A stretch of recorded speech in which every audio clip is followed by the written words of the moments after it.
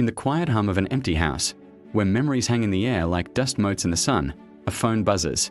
The screen glows, casting a soft light on the weary face of an old man. It's a text. From Sarah. But Sarah died 3 years ago. The message is short, just 4 words: I'm proud of you. For a moment, the world stops spinning. He rereads it, his thumb hovering over her name, a name he hasn't dared to type in years. A glitch? A cruel prank? His heart, a tired old drum, begins to beat a little faster. The next day, another buzz. This time, it's a memory. Remember the leaky tent on our first camping trip? You fixed it with duct tape and a prayer. He remembers. Rain pouring down, the two of them huddled inside, laughing until their sides ached. How could anyone else know that? A shiver runs down his spine, not of fear, but of wonder. Could it be? Could she be reaching out from somewhere else? He starts to talk to the phone, to her. He tells her about his day, about the leaky faucet he can't seem to fix, about how much he misses the sound of her laughter. And he waits. He waits for the buzz, the little ping that has become his lifeline. The texts keep coming, each one a tiny breadcrumb from their shared past. Your blue sweater. It always brought out your eyes. He looks at his reflection, really looks, for the first time in years. He's wearing that exact sweater. He had pulled it on without thinking, a subconscious reach for comfort. But now, it feels like a hug from her. A few days later, the garden needs you. Our roses are probably so thirsty. He hadn't set foot in the garden since she passed. It was a sanctuary, and without her, it felt like trespassing. But the message nudges him. He finds his old gardening gloves, stiff with disuse, and steps out into the overgrown yard. The thorns prick his fingers, the sun beats down on his back, but as he clears the weeds and waters the parched earth, a sense of purpose, a forgotten feeling, begins to bloom within him. He's not just tending to roses, he's tending to her memory, to their memory. Another week, another text. This one is different. Our boy misses his dad. A punch to the gut. He and his son, they'd drifted apart. The grief had built a wall between them, brick by painful brick of unspoken words.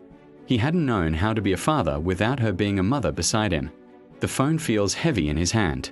He stares at his son's contact, a name he hasn't called in months. Sarah's words echo in his mind. He takes a deep breath and presses the call button. The conversation is stilted at first, full of awkward pauses and polite questions. But then, he mentions the garden. He talks about the roses. And for a moment, the wall cracks. They make a plan to have dinner. It's a small step, but it feels monumental. The house is still quiet, but it's no longer suffocating. He starts to sort through her things, a task he'd been dreading for 3 years. Each object holds a story, a ghost of a touch, a whisper of a moment. Her favorite teacup, the worn-out book of poetry she'd read to him. In the back of her closet, he finds a box of old photographs. There she is, young and vibrant, her smile lighting up the faded print. The next text arrives as if on cue. Let someone else enjoy our stories. They're too good to gather dust. He understands. He packs up her clothes, her books, her trinkets. He drives them to the local charity shop, the one she used to volunteer at. Handing over the boxes feels less like letting go and more like sharing her, sharing the light she brought into the world. He walks out feeling lighter, the weight on his shoulders eased, just a little. He's living again. He has dinner with his son every week.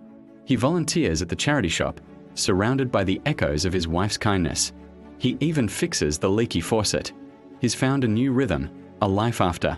He still gets the texts, but they feel less like messages from the great beyond and more like gentle reminders, loving nudges from the woman who knew him better than he knew himself. He starts to piece it together. The timing, the specificity, the way each message seemed to arrive at the exact moment he needed it most. He finds an old laptop of hers, tucked away in the study. He opens it, and there it is. A scheduling app. A long list of dates, times, and messages, meticulously planned. I'm proud of you.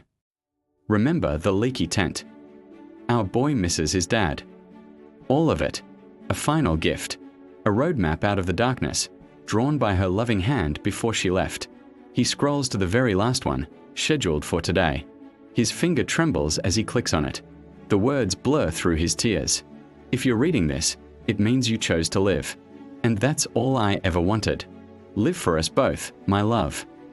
He breaks down, a great, heaving sob that shakes his entire body. It's a cry of grief, of gratitude, of profound, aching love. He's not crying because she's gone. He's crying because she never really left. He sits there for a long time, the tears subsiding, leaving a quiet peace in their wake. The screen is dark. The scheduled messages are over. It's the end of her final chapter. He takes a deep, cleansing breath. Then, the phone buzzes. One last time. He frowns. It's an unknown number. Just a short, simple text. She asked me to make sure you smiled. His heart skips a beat. He looks up, out the window, a question hanging in the air. Miles away, in a brightly lit hospital corridor, a young nurse finishes a shift. She tucks her phone into her pocket, a small, knowing smile playing on her lips before she turns and walks away. Was it her? A final, human touch to Sarah's plan? Or just a beautiful, impossible coincidence? The answer doesn't matter. He looks down at the phone, and for the first time in a very long time, a genuine smile spreads across his face. He was living, and he was smiling. Thank you so much for watching. If this story touched your heart, please consider liking the video and subscribing to our channel for more content that explores the depths of human connection. We'll see you in the next one.